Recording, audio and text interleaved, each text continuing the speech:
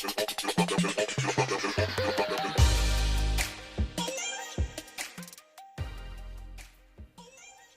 hi, and welcome to EmpathicFire. I am your reader, Jay. These are going to be general messages for Pisces in the month of October 2018. Hi, Pisces. How are you guys doing? I hope you guys are doing well. As you can see, Pisces, I went ahead and I shuffled off camera, so that's your main spread there. What I'm going to do now is shuffle for your outcome and your overall energy. Once all cards are out and they're lying face up, that's when the reading will begin. You can check for that time in the description box below if you want to go ahead and skip ahead. Also down there, you're going to see information on how to get a personal reading with me if you are so inclined. And, sorry for this being so late, Pisces. Look, I'm a regular person. I don't wear a cape. I don't have superhuman strength or anything like that, or the ability to, play with time. So I work a full-time job. I've got other things in the fire that I have to take care of. So yeah, this is like, the month is almost over, right? But hopefully you can forgive me. Hopefully there's something here for you today that will help you along your life's journey. And I appreciate the continued support from you guys, Pisces, as you're the last Zodiac. And I normally go in order of the Zodiac. So I appreciate your patience with me and waiting for this message to come out. But I mean, that means, soon enough I'll have the November readings out. I'm pretty sure I'll have them out within the next week or so. So you won't have to wait too long for that. All right, enough of that. Let's go ahead and shuffle for your outcome and your overall, okay? Pisces, October 2018 outcome. Wow, okay. Very quick. And look at that. Bottom of the deck is your overall. The Lovers. And it came like that, so let's see how we look in the frame. Looks pretty good. Let's see what else is on the table for you. There she is.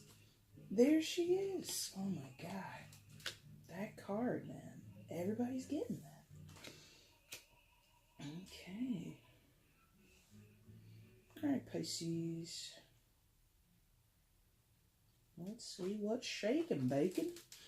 Can't believe I said that. That's so silly. Anyway, show me Pisces in October 2018, please. Please tell me what Pisces is in October 2018. Please show me.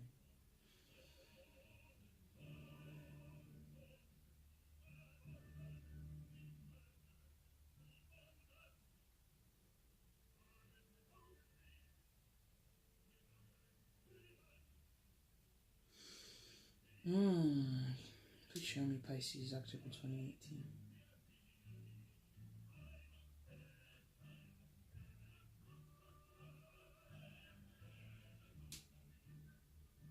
Here? Yeah, okay. That was, okay, listen.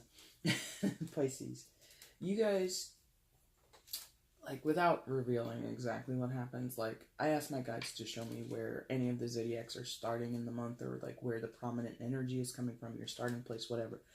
And this was, like, a lot of different places, actually. So, like, I got feelings over here, I got a little bit here, and then I got this, and I was just like, well, which is which? Like, I really prefer to start in one place. And I think someone else had, like, almost two places. It might have been Gemini or Taurus or Aries, one of those earlier ones, I think. They kind of had energy in two cards, but, for my personal readings, or, how I conduct my readings, I should say, I prefer to start with just one card. So yours was in different areas. There was a little bit here, some here, and a little bit here. But I, like, forced them to pick. So they chose this one. So you come in as the Ten of Swords. And I should mention, like, the reason I think I had to tell you that I felt energy here, here, and here, it might be indicative of, like, your own energy, how you're feeling. Like, you might feel you're being pulled in different directions. You might feel as if, like, your energy is sort of scattered, or your attention or your ability to concentrate is sort of scattered and, like, all over the place. So that's the reason I think I had to explain what was going on there while I was meditating, essentially. Now, Ten of Swords coming in. traditional Rider-Waite will show a guy lying on the ground, 10 swords in his back, or, you know, some other depiction in other decks basically show a dead guy on the ground with swords in his back, or swords through his body, or some type of depiction of like destruction, despair, betrayal, murder, you know, being left for dead, that kind of energy. And that is residual in this card, or I think like that's sort of like the background in this deck. Which is the Santa Morte deck by Fabio Listrani, if you're interested in knowing that. And that energy is here, you know. I mean, skulls are everywhere on this deck, but you've got at least 3 clear ones, you know, on either side of the wings of the butterfly and right on the body. Is that called the thorax? I don't know. I don't remember bio from middle school. But anyway, so there's this idea of things being dead, gone, buried, forgotten, or, like I said before, left for dead. And that might be an energy that you're carrying with you. You might feel left for dead. You might feel as if you've been abandoned or thrown away or forgotten, something like that. And they're telling me, like, some of you might have death on your mind. And as morbid as and crass as that sounds, I think, Pisces, you're definitely one of the deeper signs, as much as people might peg you as being kind of not frivolous, but sort of flighty and fun and fancy free, kind of eccentric, or, you know, off the cuff in some type of way. You are actually a deep sign. You are very reflective. You are very, like, you can be very brooding. You can be kind of moody. You can be all those things. And the reason that you can be is because you're ruled by the planet Neptune, and Neptune is the planet of the underworld, right? Deep dreams, sort of mystical in some ways. It's also, you know, the planet of illusion and delusion and fantasy and all that kind of stuff. But I'm feeling this pull towards the underworld aspect and the deep, darker side of Neptune, you know what I mean? So a lot of you might be, as much as I said death might be on your mind, it might not be on your conscious mind. You might be having dreams about death, or dreams about your loved ones who have passed on, or, you know, you had an uncle that you were close to as a kid, and you know, he died when you were like 7, but, you know, now you're like 46 and you know, are thinking of him repeatedly throughout your day. It's something like that I'm feeling for some of you. But if it's not so macabre, if it's not so they're saying if it's not so Addams Family, if it's not so dark like that, then I'm just feeling that you're coming from a place, Pisces, where you're pretty much over it.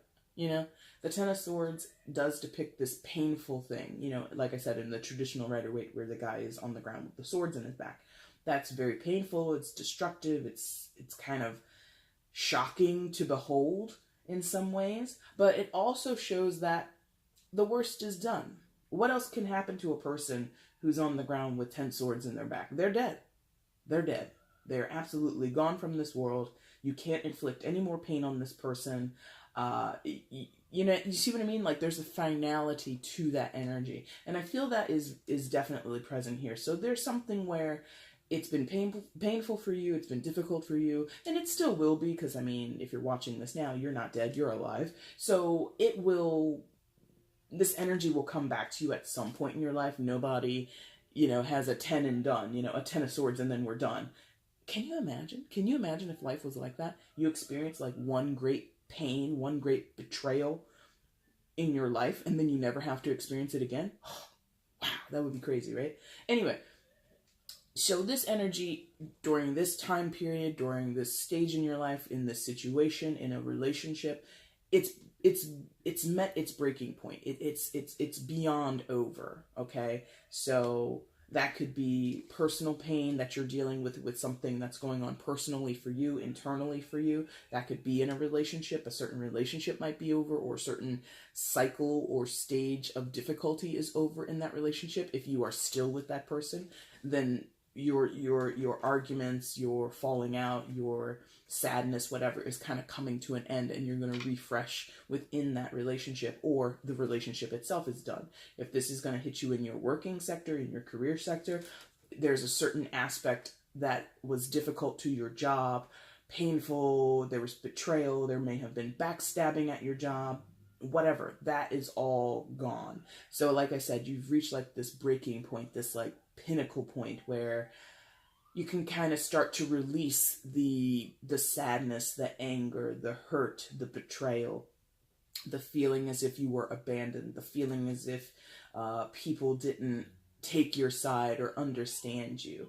And I'm getting that some of you are releasing it like in a sort of therapeutic, sort of constructive kind of way, where you're acknowledging everything that happened, what they said, what they did, what you said, what you did, and you're letting it go. You're building a bridge and you're getting over it. And others of you, you're letting it go more as in like reactionary, like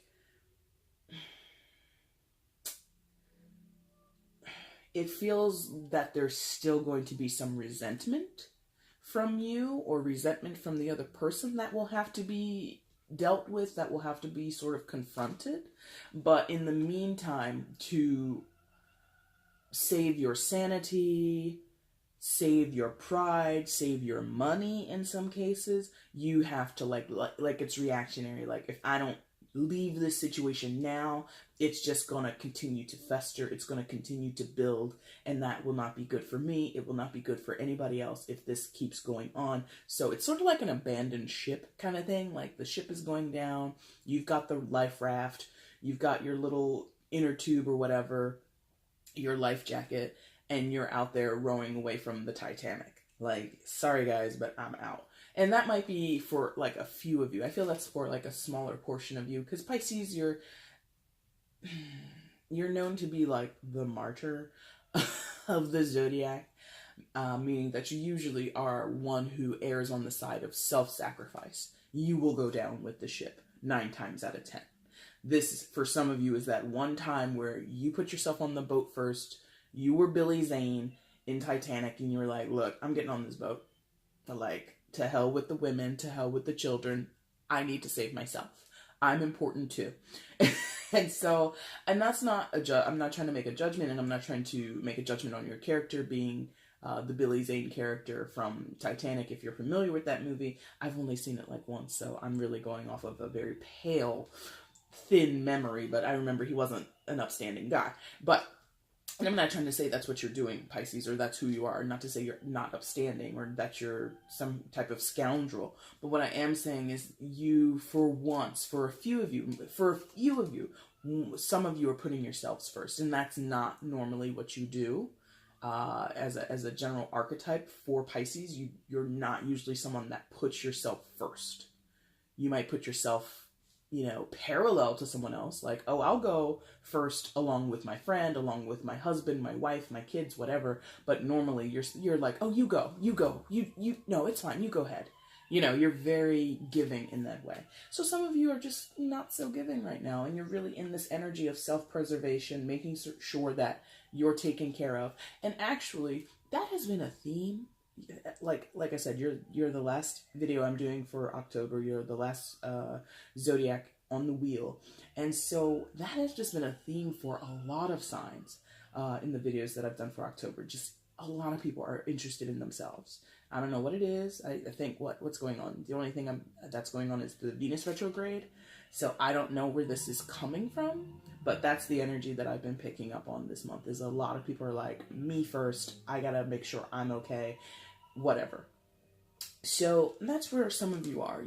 Some of you are feeling betrayed, left for dead, and feeling as if someone or something, if it's not a person, it would be like a situation or a circumstance, has really taken you through the ringer, and you can't bear it anymore, and you have to process it thoughtfully, emotionally, mentally, and you have to let it go. Others of you are like, I gotta get out of here, because if I stay 1 minute more, it's going to do something worse than the Ten of Swords. Like, this is too much already, so I have to go. So it's sort of like reactionary. It's sort of like I said, an interest in saving yourself. Okay?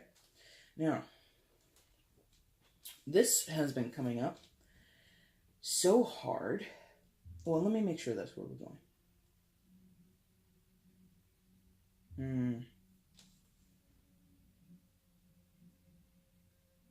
Yeah, okay. Got it, okay. Alright, so yeah, we're going there, and then we'll go on the bottom, I think. So, this Ten of Swords energy, this pain, this frustration, this sadness, is really concerning your Four of Wands energy. And this is the card when I flipped it over, I was just like, here she is, man. Here she is again. Four of Wands. This card, I'm going to say, has come out for, like, everybody else except for, like, 2 or 3 signs. Really. So there's a lot going on this month in people's lives, in their energy fields, in their consciousness, about this card, about this energy. And what am I talking about? So I'm talking, wow, fidelity? Okay. They put that in there. So for some of you, fidelity. But for others, it's really about your structure, your stability, your foundation, your home life, your home base, where you live, who lives with you, how you live, and how you maintain stability, how you find the balance in your work life, your home life, your social life, your sex life, your money. All of that stuff needs to be accounted for. And what has been the standout message here is that, unlike the Rider-Waite deck, where the Four of Wands, and other decks as well, the Four of Wands usually has 2 people, sometimes more people in this 4-post structure. What is happening here in this deck, there's only one person, one figure on this card. So it's like, again, this self-preservation energy, or this realization, or this focus on, who am I in the context of my home life? Who am I in the context of my own stability, my own foundations? Who am I, or how do I function when it comes to finding a balance between all areas of my life and being accountable? I'm feeling for you, Pisces, a lot of this is about accountability. A lot of this is about, who am I? How do I function? What's my role here? How am I effective? And I don't think that it's necessarily about, am I effective and you're like evaluating. I think it's more of like, am I effective, like objectively? You're trying to look at it. Like, you're not sitting there thinking, am I the best mom in the world? How am I a great mom? And you're giving yourself like a self-evaluation, as in like you're grading yourself. I think you're more looking at it as,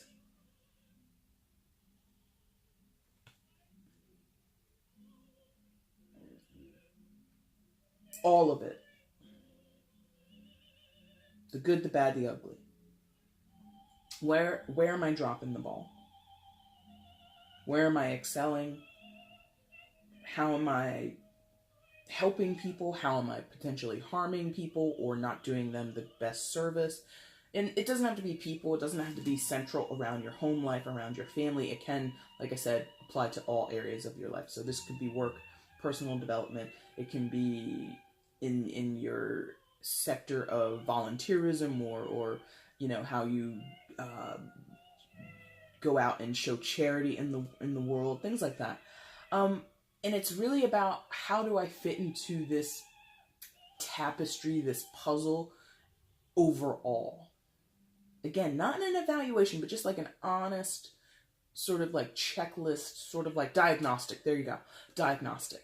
Where, you know, like when you go and get your car inspected, or you do anything to your home, you have an inspector come out, they check the pipes, they check the walls, they check the flooring, they check, you know, the systems, making sure that the heating and cooling works. They make sure that, you know, your vents are clear of dust and asbestos and all, you know what I mean? Like a thorough check over, a full diagnostic, okay? And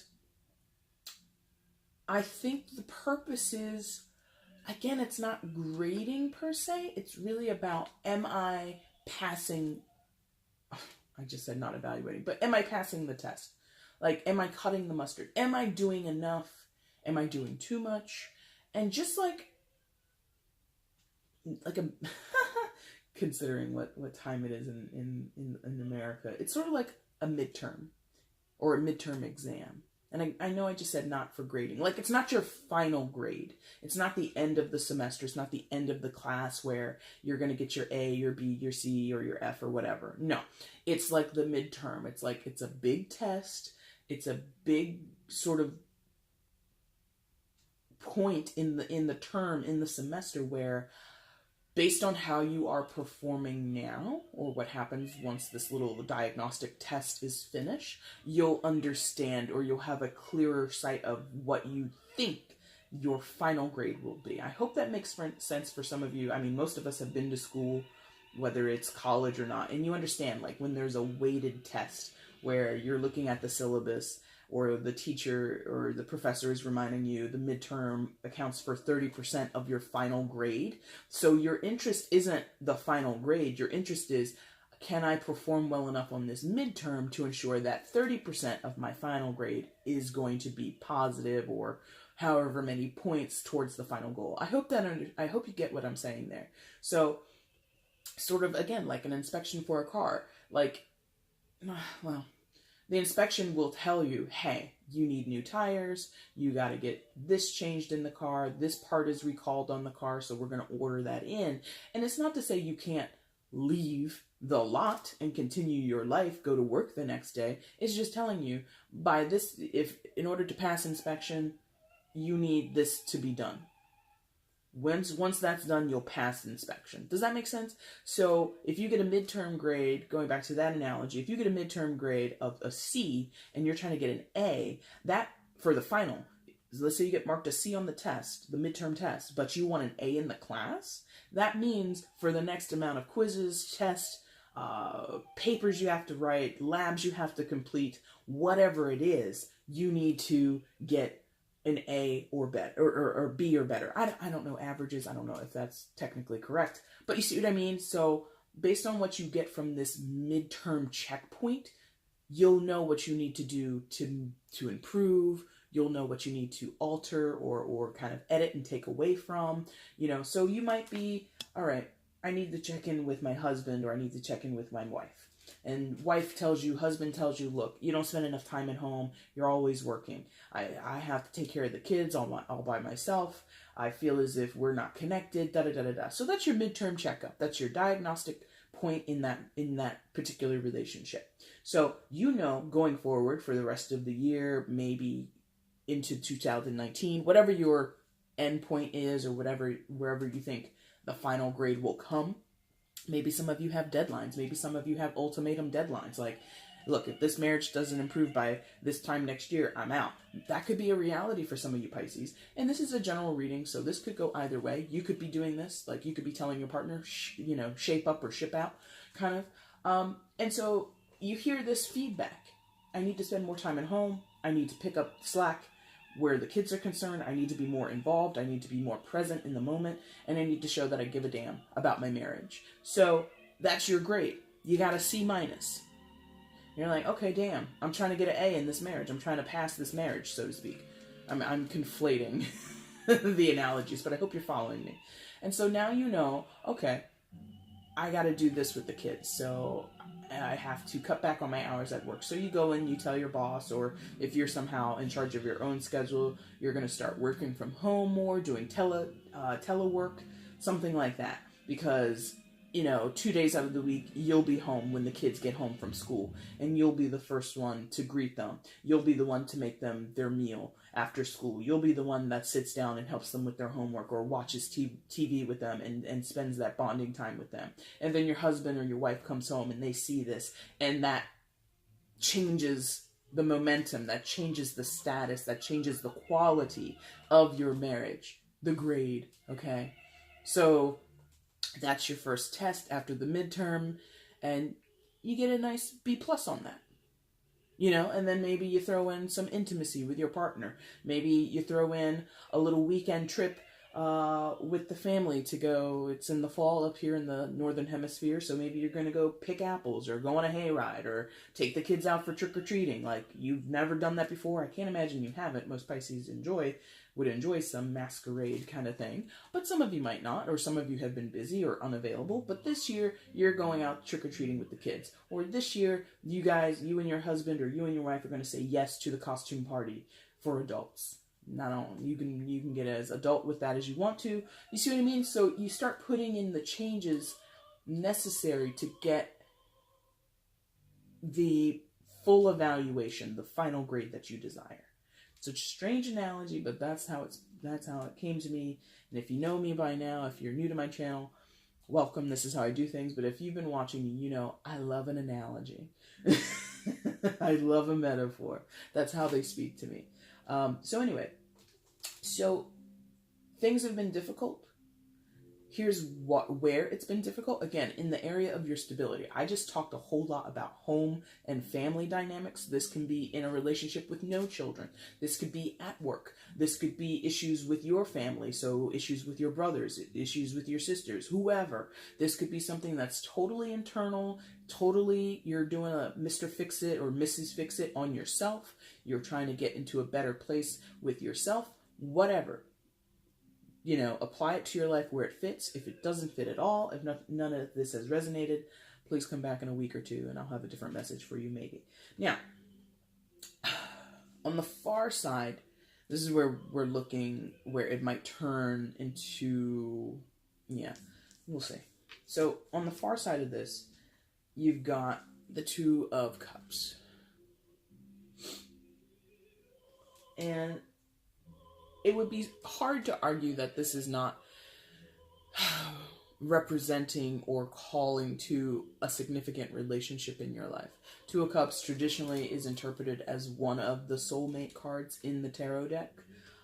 In this case, and I've had to say this when this card has come, and the other one was Two of Pentacles that was coming in other people's readings.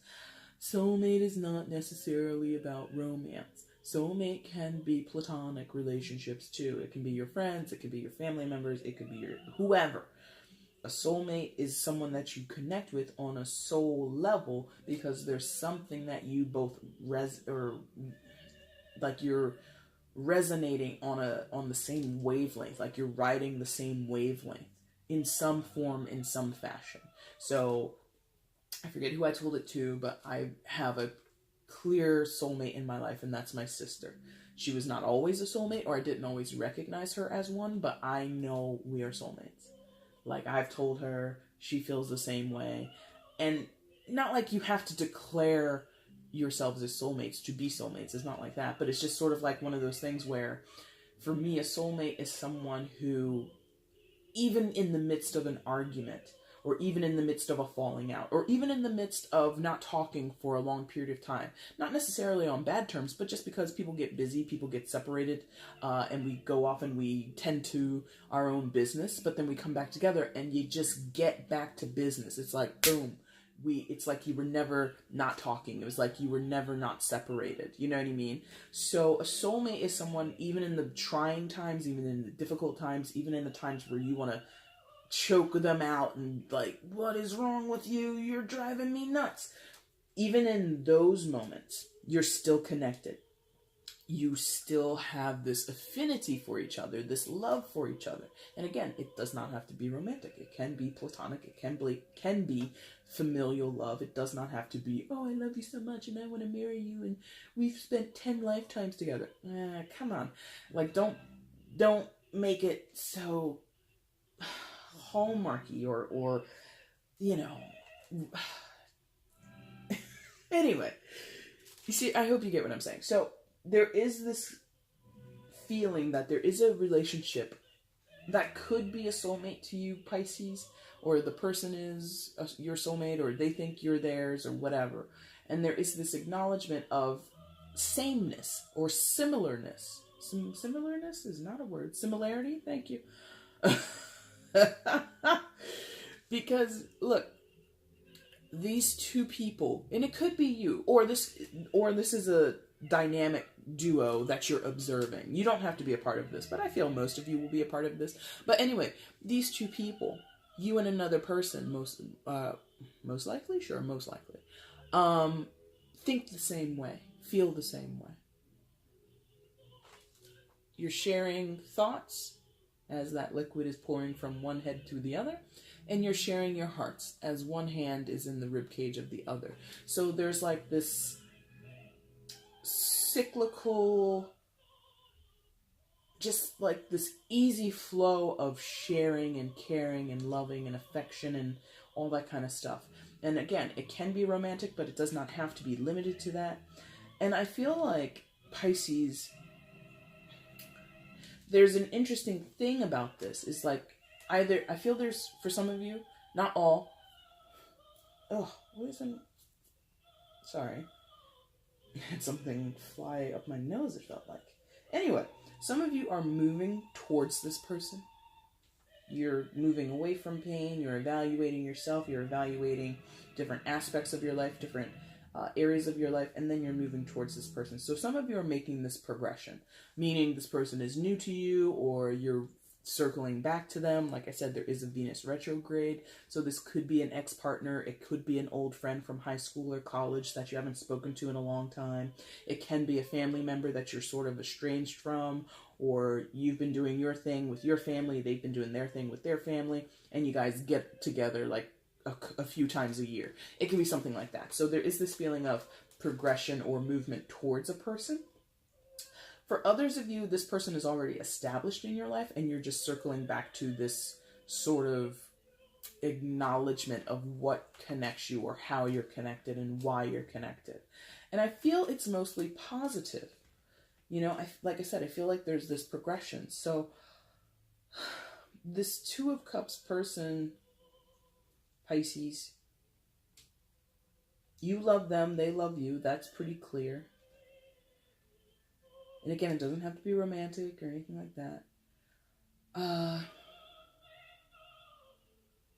But I feel, I'm getting like this feeling of like trepidation.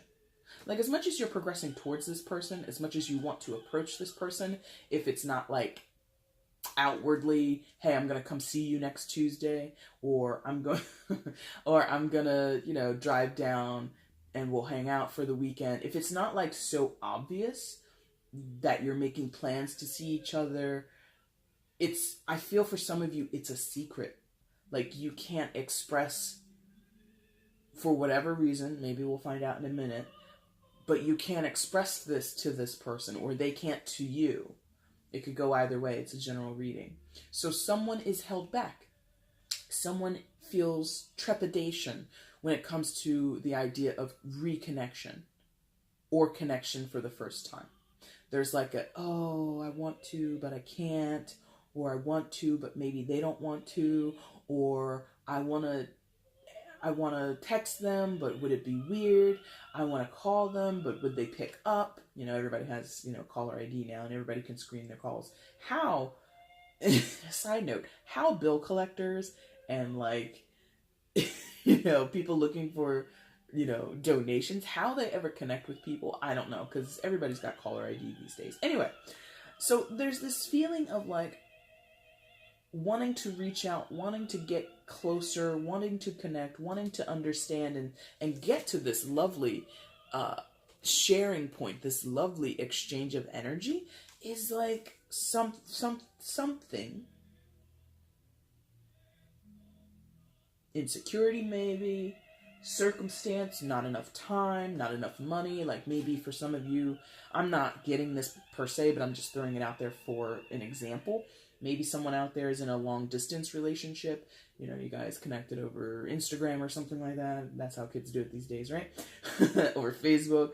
Like you met this person, friend of a friend of a friend, and they live in Maui. And you're like, well, I live in, you know, the bum crack of Wisconsin.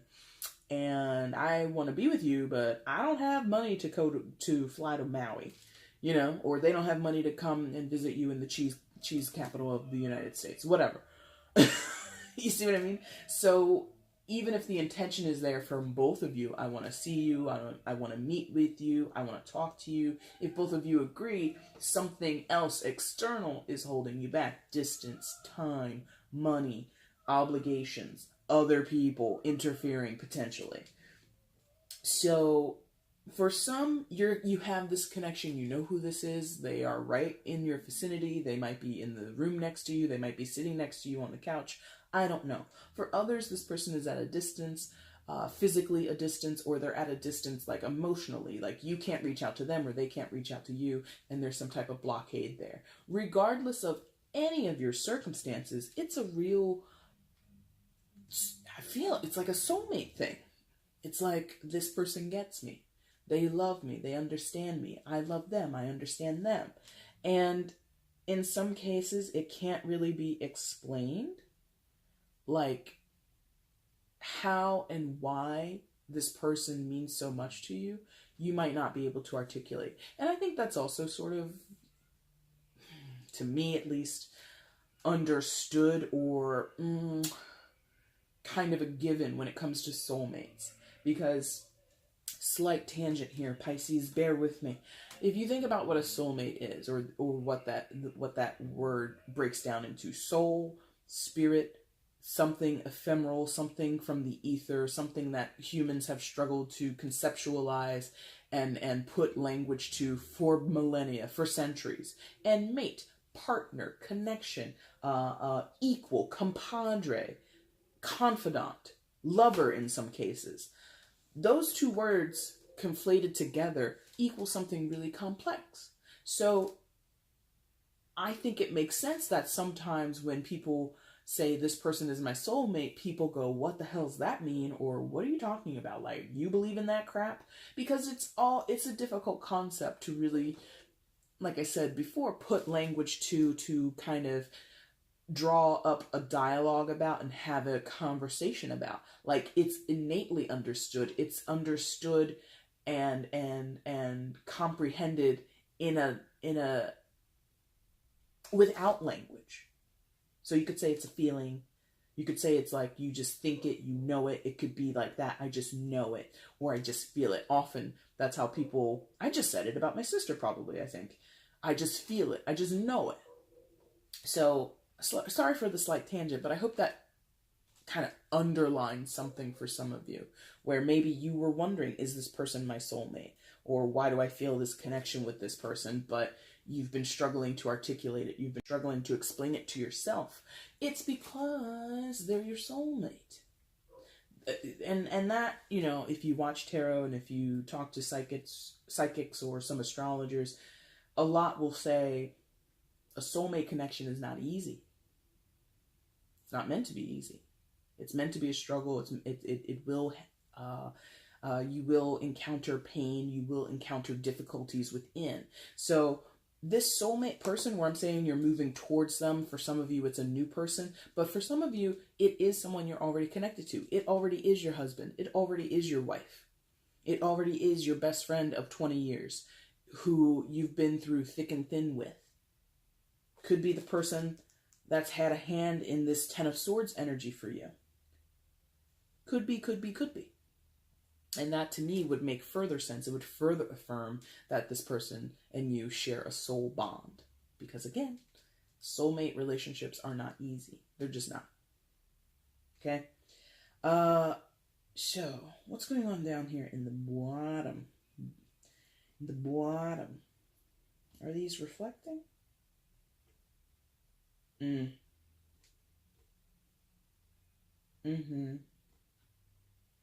Yes, okay. I just wanted to make sure, but yeah, okay.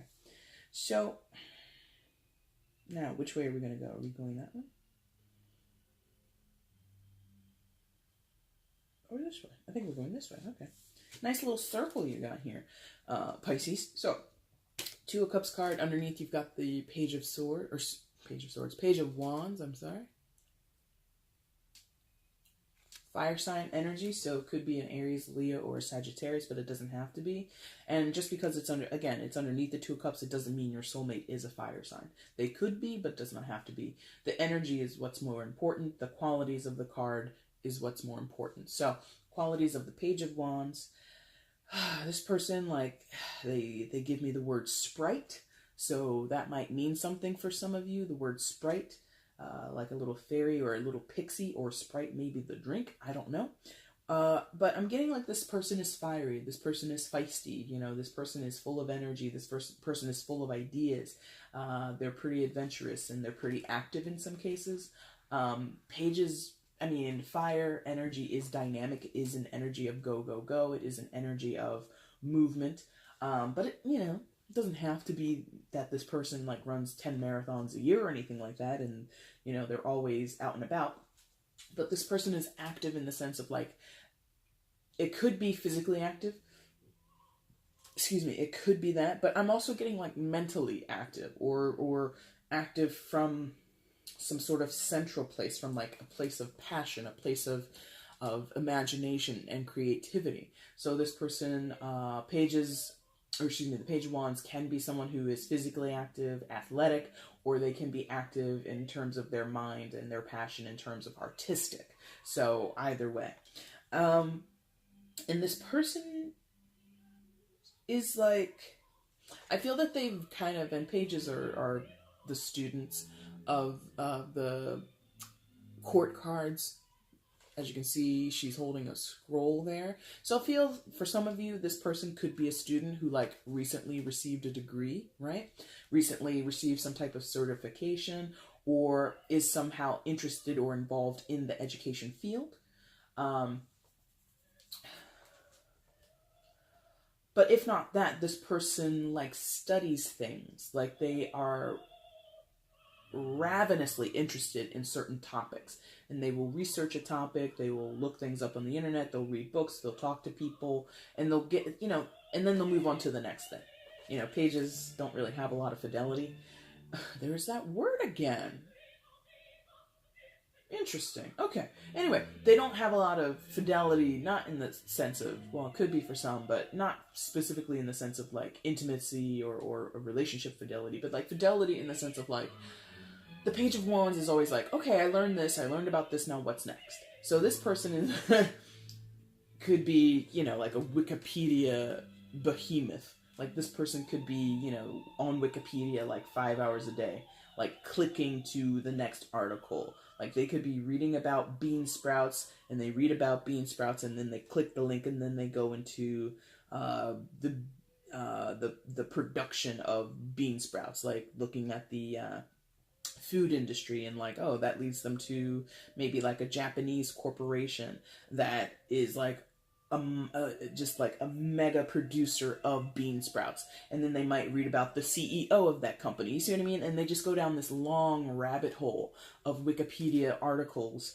and like little tidbits. So I'm for maybe a few of you, maybe one person in particular, this person, if you know who this is, they could be a savant. They could be someone who just absorbs a lot of information and absorbs a lot of facts, but isn't really super effective in other areas of their lives. So I hope that makes sense to someone. But in general, this person is just like a jack of all trades in some way.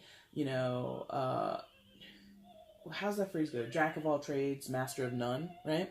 So they've got a lot of talent, they've got a lot of spark and energy, they have a lot of dynamic, charismatic energy about them, but they might kind of be a rolling stone in a lot of ways. They might be someone who's had a wealth of experiences in their life, but still works like entry-level jobs. They might not, and it is a page, so this person isn't necessarily established.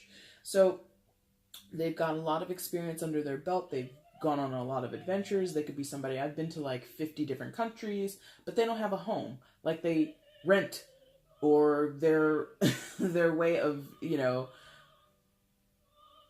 living is they have roommates all the time. They don't own any property. They don't own a car. They don't have, you know, a bank account. And I'm not trying to say like this in a negative way. I'm not passing judgment on this person or their character. But what I'm saying is they might be so free and so full of life and so out there getting involved in different things that they don't have much stability of their own in terms of socioeconomic status, okay?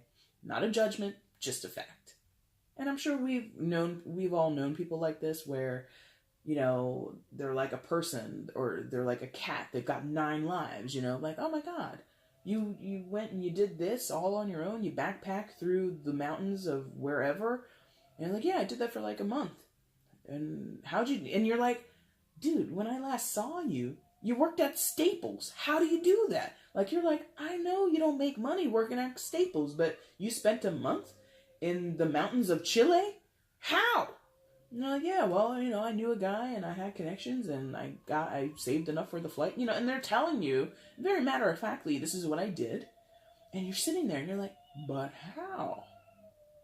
And why? And you're like fascinated by, or you're very intrigued by their life's journey. You're very intrigued by their interests. You might have mutual interests between you.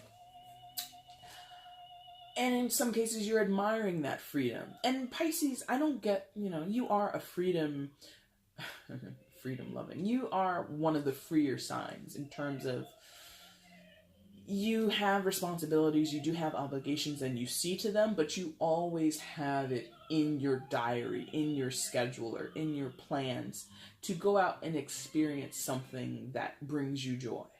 That could be a regular thing. You could regularly go and play tabletop games with your friends. You could regularly go out to dinner once a week and like kind of, you know, enjoy, like some of you like want that like rich dining experience. So you go out to lovely restaurants in your town, in your city, you know, give me the chef's tasting menu for like $80 a head, whatever. You could be doing that. Others of you have hobbies that you see to regularly. Maybe some of you are involved in regular sports teams. Whatever. You regularly plug in fun to your life. This person is like the opposite of that, or has the potential to be the opposite of that, where most of their life seems fun, seems free, seems as if they don't have responsibilities and obligations. And then like 2 months out of the year or 3 months out of the year, they're actually home, working a regular job, paying bills, you know, showing up to work on time, wearing a suit and tie, that kind of thing. But, you know, for the other 9 months of the year, you know, they've got that huge bushy beard, their hair is long, they've got like a man bun, and they're, like I said, they're up in the mountains of Chile. I don't know. So, and again, that's just like a very broad depiction of this person. This person may have never gone abroad, but their energy is this. Their energy is expansive. Their energy is dynamic. Their energy is that of, I love life, I want to explore life, and I want to, you know, have a taste of everything. And they may have never left their city, left their state. You know what I mean? So don't peg this on a person, well, I don't know anybody who's gone abroad, Jay. It's not that specific. It's more about their energy as a person. If they have different tastes in music, like you sit down with them and you're like chatting and, you know, sharing Spotify playlist or something like that, and you're like, how do you know all this music? And they're like, I don't know, I just find music I like.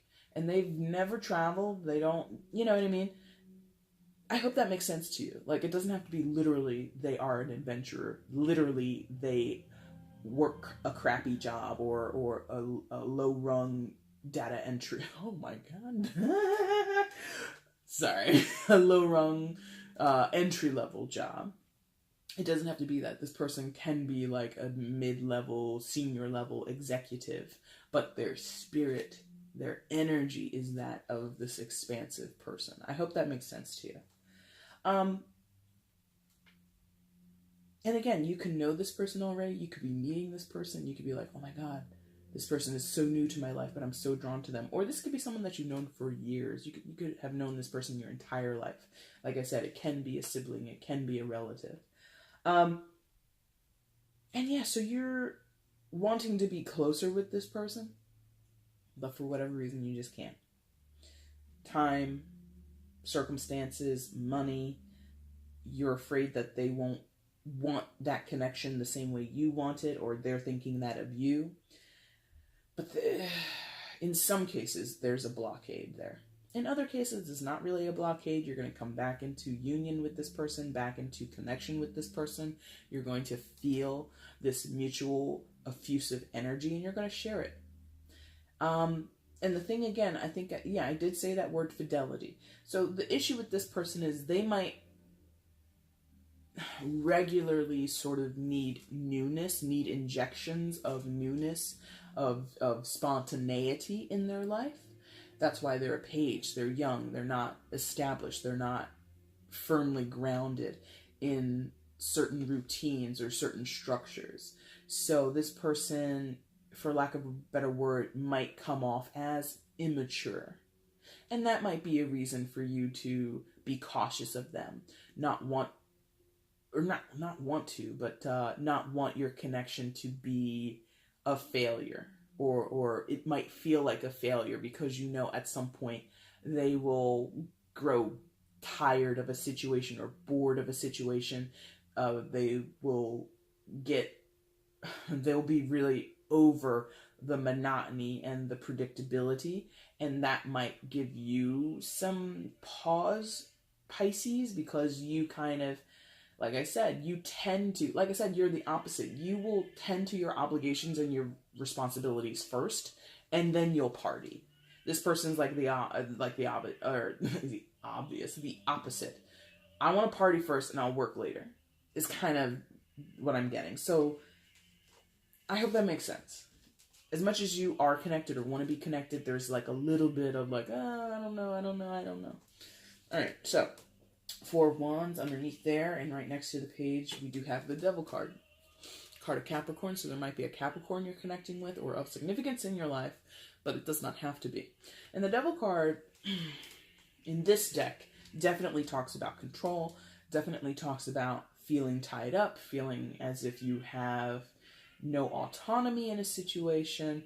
But I'm also getting issues of codependency. I am getting issues or this feeling of value and making sure that you're good enough, making sure that you're keeping in line with what's expected and meeting expectations, meeting deadlines, and feeling pressure, feeling as if I don't want to do this anymore, or I don't want to be involved in this situation or this job or this relationship, but feeling compelled to stay. So there's a strapping. I feel a strapping situation, like a tied down feeling. And again, that comes underneath the 4 of Wands, where earlier we were talking about stability. We were talking about balance in all areas of your life. We were talking about your role and your ability to function within that role in those different areas. And so for some of you, Pisces, you feel this thing that I was just talking about with the page, this idea of responsibilities and obligations. In some of your cases, if not most, is really wearing you out. It's really wearing you down. You really are having a hard time with it. And that might be why you're so attracted to this Page of Wands character, why you feel so drawn to them, so pulled to them, because at home, at the job, wherever, you feel like you can't get out. You feel as though whatever choices you're making aren't really your choices. You feel as though your hands are tied. You feel as though your time is consumed and accounted for, and you lack freedom. You lack the ability to act in your own best interest, or the ability to take control and own what's going on. The Page of Wands doesn't have that connection. He's coming, or she's coming, excuse me, he or she, it doesn't matter. And, gender, I hope you know, is really insignificant and not really paying, it doesn't really matter in a tarot reading, okay? Especially a general one. Now, it comes right next to this Page of Wands. And I feel that the Page of Wands, for some of you, it's doing 2 things. Coming next to the Devil card is doing 2 things. For some of you, you feel that the Page of Wands is the personification of this Devil card. Meaning, getting involved with them, getting closer to them, and again, this would equal why you're pausing, would put you under their control. They are so charming, they are so dynamic, they are so just, you feel enraptured and sort of charmed by this person, that if you get closer to them, if you reconnect with them, they're going to rule your life. Pisces, you know yourself.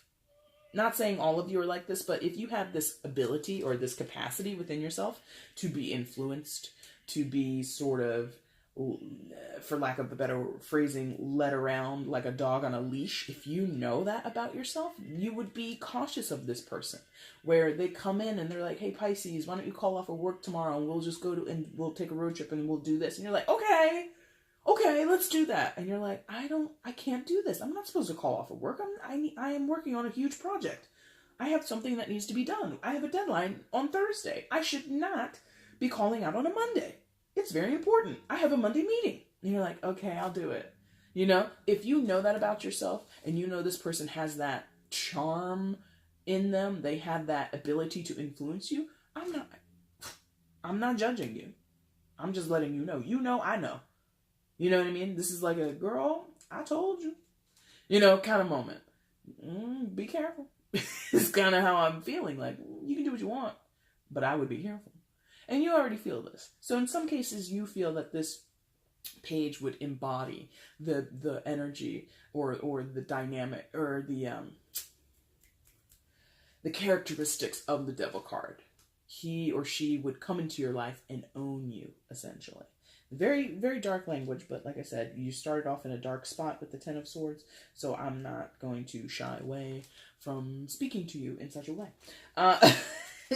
So for some of you, this person would embody that energy. For others of you, it's the opposite. This person would come in and alleviate this energy from your life, would break you out of feeling controlled, feeling as if you have no autonomy, feeling as if you're somehow tied down to a situation or tied down to your obligations and your responsibilities. I mean, to a certain degree, every adult should mind their responsibilities and obligations, but sometimes we need to break free from that, or sometimes we need to cut ourselves some slack and let loose a little bit. And I feel that this person would contend with and battle against this devil energy. Now, in terms of the cards, in terms of their ranking and hierarchy, the devil card is way more powerful, way more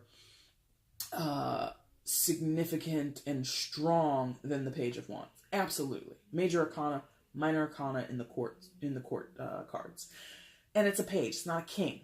It's not a queen. It's not even a knight. It's a page. But the thing about the pages they're very naive. They think a lot of themselves. They have a lot of ego. They have a lot of pride. They have a lot of gusto. And the Page of Wands, similar to the Page of Swords, is not afraid of any fight. Like, all right, I'll do it. You know, so this person might be challenging this energy, this devil energy in your life, Pisces. So it can be good, it can be bad. And I put quotes around that, good and bad. It really depends, because as much as I said this card, this energy of the devil is stronger than the page, it doesn't mean that the page won't put up a good fight. And it doesn't mean that the page and their influence on this part of your life where the devil energy is present, it doesn't mean that the page won't be somehow effective, even if ultimately you don't break free of this devil energy, right? Hypothetically, if you don't break free, the page would still then highlight areas or highlight the ways in which the devil is holding you back. So this could be a friend. Since the Four of Wands is under your structure, your stability, your home life, so that could mean your relationship at home, your marriage, the dynamic in your family, the energy that if you're a single mom or a single dad, and this is to do with your children and how you know, you might have a friend who's just going to tell you straight up, look, I know it's hard to be a single parent, and I know you got a lot of stuff on your plate when it comes to these kids, but let me tell you something. They're in this house running circles around you. They're doing this, they're saying that, they're acting this way, and you are letting them rule you, Pisces. Some of you are having kids or a husband or a wife or whoever in your home, even roommates, steamroll you. And this Page of Wands is like, girl, you being steamrolled. Or dude, you're being steamrolled. Buck up. You know? Like, get your shit together. You know? And the page might not win that battle. Or, you know, it's like, what is that? David and Goliath kind of thing. Here's this little page on a little swing, right? With a little scroll and a top hat. Trying to go against this very ominous character that's got little marionettes and a crown of fire and that crazy skull. Like, what? The odds don't look favorable for the page, but the page will still do it. The page will still face this energy, and you might be a spectator of this. So they're giving me like an image. I'm seeing in a family situation. Now I'm seeing a situation that might be volatile. Okay, so this might be a friend of yours, best friend, a sister or sister-in-law, whoever, coming in and saying to your husband, saying to your wife, look, Pisces is over here doing XYZ in this house. What are you doing? And this person is sitting on the couch or sitting on their phone, playing Candy Crush or some crap like that. And the devil, the devil being the spouse, is like, what? And the page is like, you heard me. What are you doing around here? Look at all the things in this house that need to be done. Pisces is over there working 9 hours a day, 10 hours a day, feeding the kids, making their food, doing the laundry, and you're sitting here on your phone. Like, who do you think you are? And the page is like, well, I'm Pisces' husband, or I'm Pisces' wife, or I'm Pisces' roommate, whatever. And you don't even live here. You have no dog in this fight, so you need to shut your mouth. And then the page of Wand is like, well, guess what? I'm not going to shut my mouth. And we're going to have, and it could escalate. So I'm getting that feeling where this energy could be harmonious in the sense of this person embodies this energy where if you got close to them, you would feel as if they would take over and they would kind of lead you along. Not in a deceptive way, but in some cases maybe. But lead you along as in they're like, seductive. The devil can be very seductive. Can be it's a card of carnal energy, of sexually charged energy. So this could be a very sexy person for some of you. This could be somebody who's like, oh my God, they're so tempting. It is a card of temptation also. And you're just like, I can't resist them. I can't resist them. In other cases, this is a person who's going to challenge the devil energy in your life, or challenge the person that is embodying the devil energy. And it doesn't have to be a person, it can be a circumstance. So they could be telling you, hey Pisces, you know what? You have an addiction to video games, or you're doing too much of this. And they could be calling you out. Be like, look Pisces, you're spending too much money down at Victoria's Secret. You need to cut that out. Like, and they could be like, show me your bank account. Show me your bank statement. And you show them. You're like, girl, look at all the times you're going to Victoria's Secret in a week. What is wrong with you? They could be calling you out on your stuff. Okay? So that can go many different ways. I hope something there resonated for you. Let me know in the comments. Now, underneath the 10 of Swords, you've got the 5 of Cups in reverse. I'll show you this card upright so you can become familiar with it. But like I said, it is in reverse. So, man. So underneath your 10 of Swords in reverse, or excuse me, your 10 of Swords upright, you've got the 5 of Cups in reverse. Now remember earlier we were talking about the 10 of Swords, the breaking point, the pinnacle point of all the pain, frustration in your life. And I think that's what you're I feel like you're coming out of. Like the dust.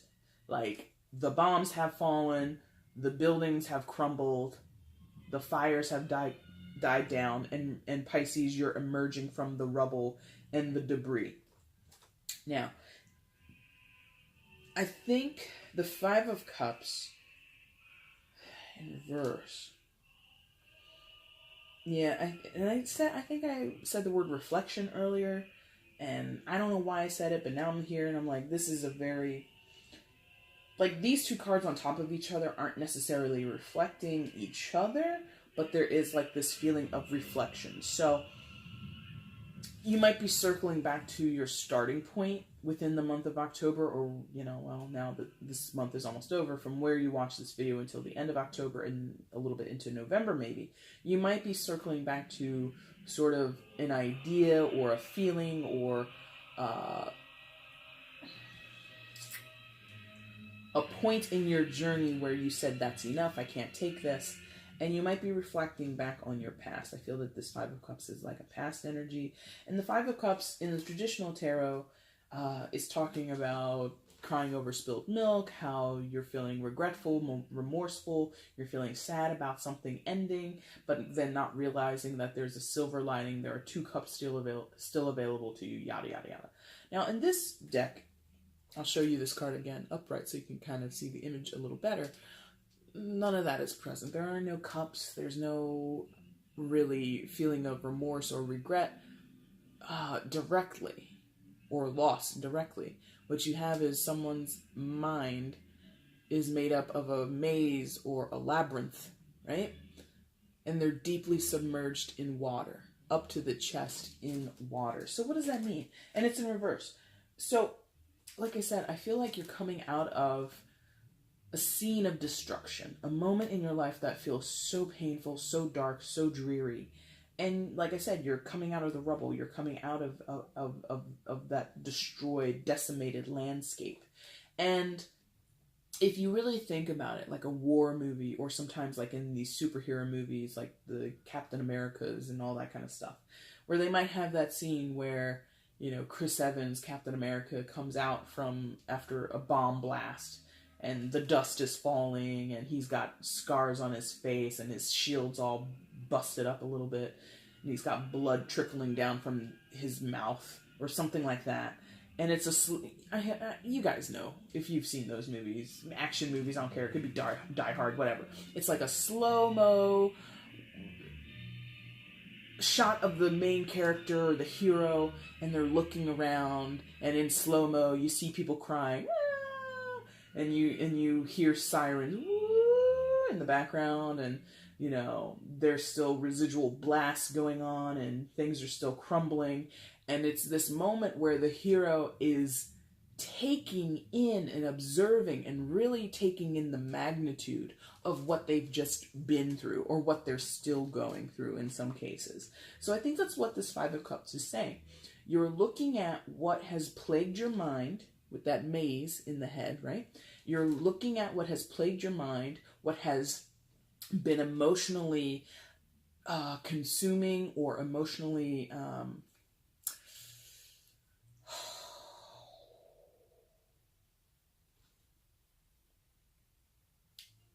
because this is the water part. This is the being in the water part. And it's like consuming you. You've been not adrift. Okay, thank you. So part of this is the mind maze thing. Like your mind you've been walking around in your mind. You've been walking in this hedge maze in your head for a long time, Pisces. That's one component of the Five of Cups in reverse. The other component, what they're showing me, is a different visual. And I'm sorry if this is too much visuals, but I hope you can follow me. Where, you know, if you're like floating in a body of water, a pool, maybe a tub in some cases, or like the ocean or a lake, wherever, and you're floating, and the water is still enough where your body just floats there, and your head is back, and your head is partially submerged. So the back of your head up to your ears is submerged. And when that happens, you can't hear things clearly. The world above you, facing towards the front of your body, is muted. So if you're in a pool, or if you're in a lake, and, you know, let's say it's like a party scene, people are on the shore, they're barbecuing, they're talking. Their voices become muted or muddied, and you can't hear them clearly. Or someone is swimming X amount of feet away from you, and you hear their body chopping against the water. Like, that's that feeling that I'm getting. It's like you were so immersed in your own emotions, in your own time of reflection, in what you felt about a certain situation, a certain person, yourself, whatever, from years ago, decades ago, whatever, that you couldn't really make heads or tails of it. And you were consciously running this maze in your mind, and then sort of subconsciously drowning in or being muffled in some way by the emotional aspect. It's kind of weird. And this, being that it's in reverse, I think is why I said earlier, this Ten of Swords energy, like how I told you in the beginning, it would be nice if it was like one and done. we experience it once in our life and then we're finished. But then I said, that's not reality. We will come back to this situation. We will always experience the Ten of Swords again and again and again. In some, you know, maybe not super regularly, maybe with years in between, but this energy will pop up in our lives repeatedly. And I think that Five of Cups underneath it is sort of signifying that, or kind of underpinning that, where you're so over something and you're looking at the destruction, or you're, like I said, that scene in the action hero movie, you're looking at the destruction and you're taking it's taking a toll on you, it's dawning on you, all the things that you've lost, all the people that have perished in this great battle, in this shoot 'em up, in this big bombing, whatever. And you're looking around your life and you're like, oh my God, well, that's it. You know, well, you know, if it's that final scene from Infinity Wars, Avengers Infinity Wars, if you guys have seen it, you know what that scene is about. And you're just like, damn, look at all that we just lost. And you'll never forget that loss because the Five of Cups is underneath. And if it was upright, I think it would be more of like a vanishing energy. It would be a little more diminished. In actuality, I feel that it's reversed because I think I told you there's this idea or this feeling of reflection here.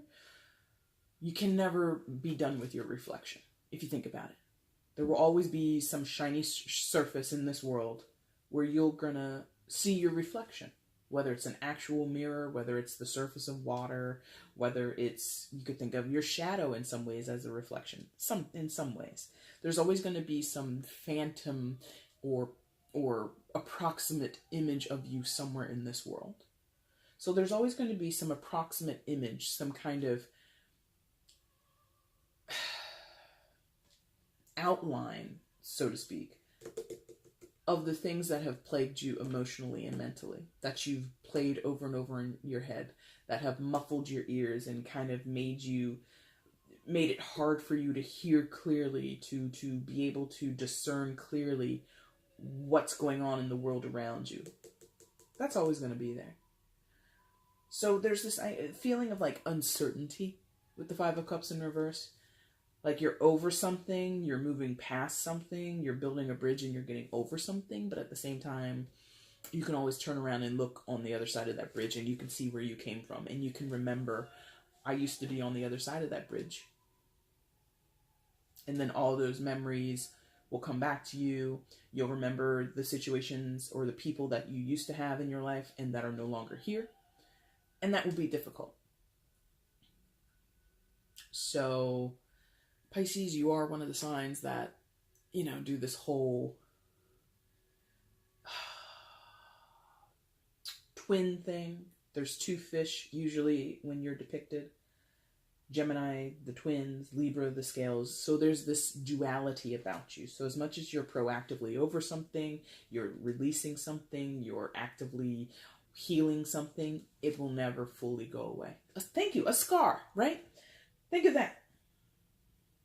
You heal something, you wrap it with a Band-Aid, a cut on your hand or on your foot or something, and you heal it. You put some Neosporin on that bad boy, you stick a Band-Aid on it, and it eventually heals, you know, your skin comes back together, but there will always be a scar there. I wish I could point to one on my hand. I don't really have one. And this is sort of like a scar, this thing here. I had something there. It wasn't so nice to look at, but I'll always remember it was here because it's left a mark on me. This is what's going on with that Five of Cups. It's left a mark on you. You'll never be done with it. You'll never get rid of it. But you can get over it. You can move away from it. But like I said, you can always turn around and see it. Okay? Five of Swords is your outcome for October. You guys have probably the longest reading. Because, you know, I like talking to you, Pisces.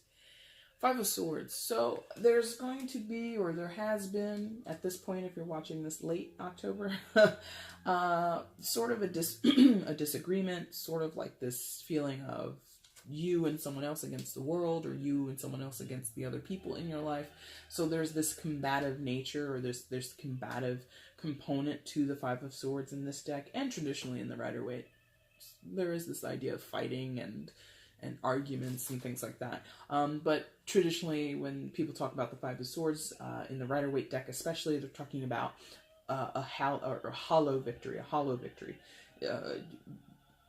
walking away the victor, but really, are you really winning because you just lost out on relationships with other people, or there has been damage done that won't be undone, and so how can you call that a victory if people that you love and care about kind of walk away hurt? I'm not necessarily getting that from this card. That might be at play for some of you, but what I'm getting is like this idea of challenges and having to contend with other people's opinions, other people's feedback or input into your situation. So I think this could be reactionary to whatever you're building that bridge and getting over from, okay? If you're moving towards this Page of Wands, this Two of Cups connection, some people might be like, look, I don't think that's a good idea. Why are you talking to that person? Or you just met them. How can you be going on a weekend vacation with them? You guys literally met 3 weeks ago. Like, Pisces, are you crazy? And you could be like, look, listen, I appreciate your concern, Barbara, but shut the hell up. Or, you know, you're feeling attacked by your friends, or you're feeling people are doubting your ability to choose or your happiness in some cases. So some of you feel adversarial with other people in your life because you've established this new connection with someone, or you're reconnecting with someone, and people are like, what the hell are you doing? Are you crazy? In other cases, if it's not about the soulmate relationship, if it's not about that, this could be the contention over your change in behavior concerning your stability, concerning your foundations, your home life. It could be you're encountering this Five of Swords energy from this devil person, this person embodying the devil energy, or the situation that embodies. It can be circumstantial. So it could be a work situation where you're wanting to, let's say you're in partnership with people. Let's say you run a restaurant with people or some type of small business with people, and you're saying, look, for what all that I'm going through, Pisces needs a break, and Pisces needs like a 3-week vacation at like the end of December. And to your partners, to the people that you work with, they're like, what are you talking about? 3 weeks vacation at the end of December? You know what time of year that is? You know how busy we are at the end of December? You can't do that. We need it. We need you here. All hands on deck. And you're like, listen, I appreciate your concern, Barbara, but shut the hell up. Is kind of what you might have to go through. And that could be the hallowed victory. So you might get what you want, or Barbara might get what she wants, but there will be like this thing of, remember that time at the end of 2018 when we had that argument and disagreement over 3 weeks of vacation? We'll never forget. And it will be a consistent point of contention in a relationship. So there is some difficulty that you might experience, Pisces, regardless of how this applies in your life. And I think you can overcome it. The fives are about challenges. They are not easy energy to move through, but they're still rather low. Five of Cups, Five of Swords. They're still rather low in terms of their number ranking. And they will lead to better things. They lead to more balance in the sixes. They lead to establishing sort of, not patterns, but they lead to sevens, okay, and then they lead to eights and nines. You see what I mean? So there's more down the line after you get through a 5. Overall energy for October for you, Pisces, is the Lovers card. Ooh la la.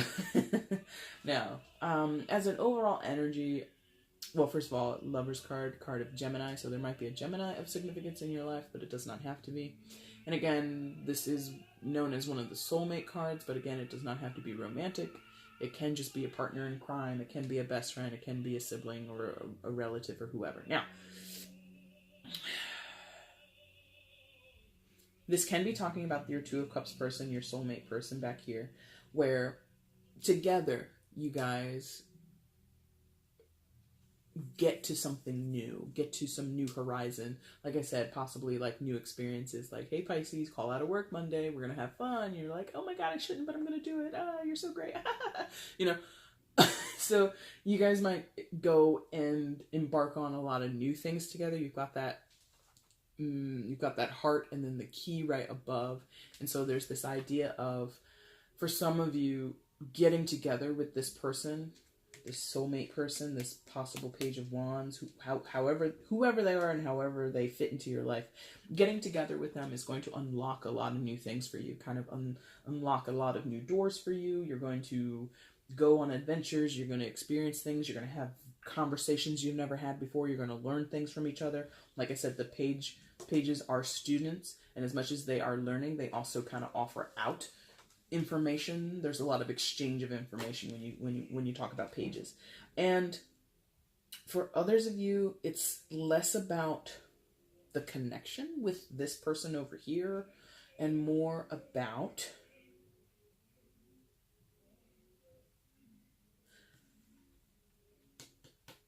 you doing this by yourself. So you kind of merging two parts of yourself, or two issues or elements or areas of your life, and putting them together to kind of make it work. So that could go back to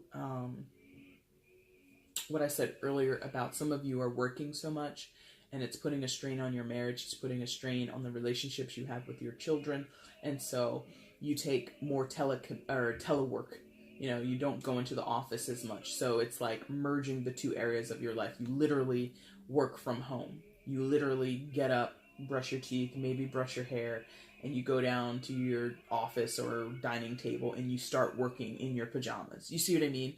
So two areas of your life that are normally separate, office work or reporting to work or whatever you do, and your home life, you now connect them. And that's for the benefit of you, and you're the person that makes that decision, and you're the person that has that new experience opened up for you through your own actions. Nobody else is really involved. I mean, maybe you need approval from your managers or whoever else in the office, but it really is, you are the person merging two separate halves of yourself or of your life, okay?